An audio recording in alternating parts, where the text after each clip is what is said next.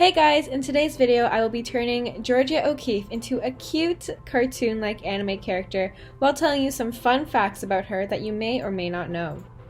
So as usual, I'm going to start with the basic shapes. And once I have those basic shapes laid down for her head, her features, etc., I'm going to start honing in, making smaller shapes to create her features. Some fun facts you may or may not know about Georgia O'Keeffe. She is renowned as one of the most significant and well-known modern artists of the 20th century. She was born on November 15, 1887, and grew up on a farm near Sun Prairie, Wisconsin. As a child, she received art lessons, and throughout her school life, her teachers recognized her innate talent for art.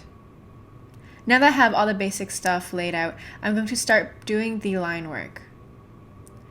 Upon graduating high school, O'Keeffe was determined to make it as an artist, so she studied at the Art Institute of Chicago, which is currently a museum, and the Art Students League in New York. During her time there, she learned traditional painting techniques and became a proficient realist artist who painted from observation.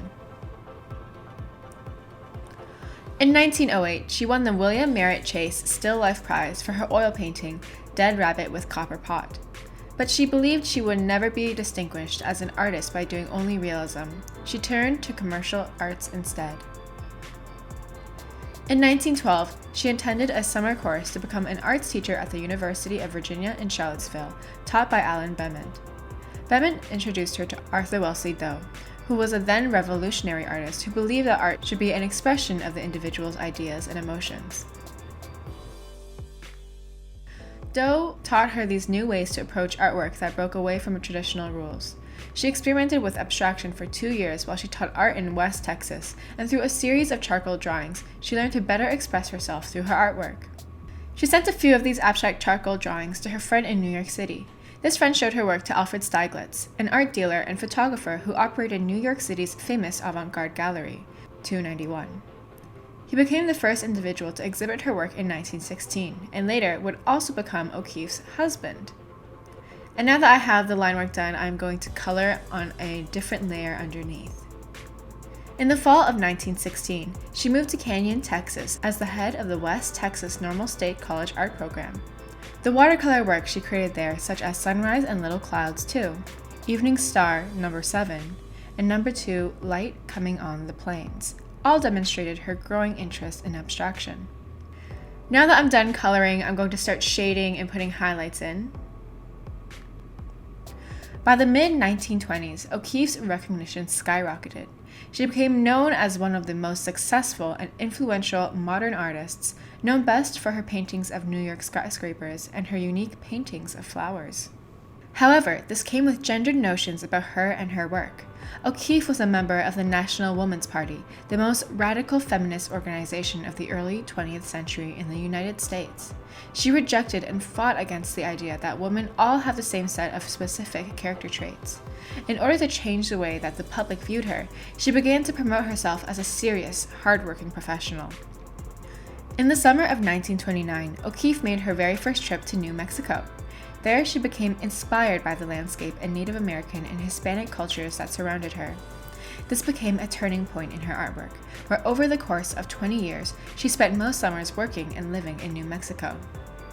In 1931, she visited the village of Abiquiu for the very first time. She maintained 2 homes within northern Mexico. Her summer house, 12 miles from Abiquiu, was on a 12-acre plot of land within a property called Ghost Ranch. Today, Ghost Ranch still allows visitors and is run by the Presbyterian Church as a retreat center. Her primary house within Abiquiu was a very old 5,000 square foot property, where the oldest room within it dated back to the 1700s. She supervised its restoration, and it eventually became her permanent home in 1949. During her time there, she created many paintings inspired by the unique architecture and forms of the land, such as From the White Place, Pelvis 4, and Black Place 2. Now I am going to be creating a background based on her artwork. In the 1950s, Georgia O'Keeffe began to travel internationally. Her paintings began to depict all of the amazing places she visited, such as Mount Fuji and the peaks of Peru. These were all painted during a period where regional paintings had begun to grow in popularity amongst American modernists. At 73 years old, she switched her artistic focus once again to a more aerial perspective of the clouds and sky. As she aged, she suffered from macular degeneration and failing vision. Her last unassisted painting was created in 1972. However, her loss of eyesight did not stop her from creating, and she enlisted several assistants to assist her in creating artwork. In these, she drew all her pieces from memory and a vivid imagination. At age 90, she stated, "I can see what I want to paint. The thing that makes you want to create is still there." I'm going to add a slight Gaussian blur to this background just because I want her to be the main focal point. Then I'm going to erase part of this to emulate the shadow of the leaf or petal that I drew above her. This just adds more depth to the picture. Georgia O'Keeffe passed away in Santa Fe on March 6, 1986 at the age of 98.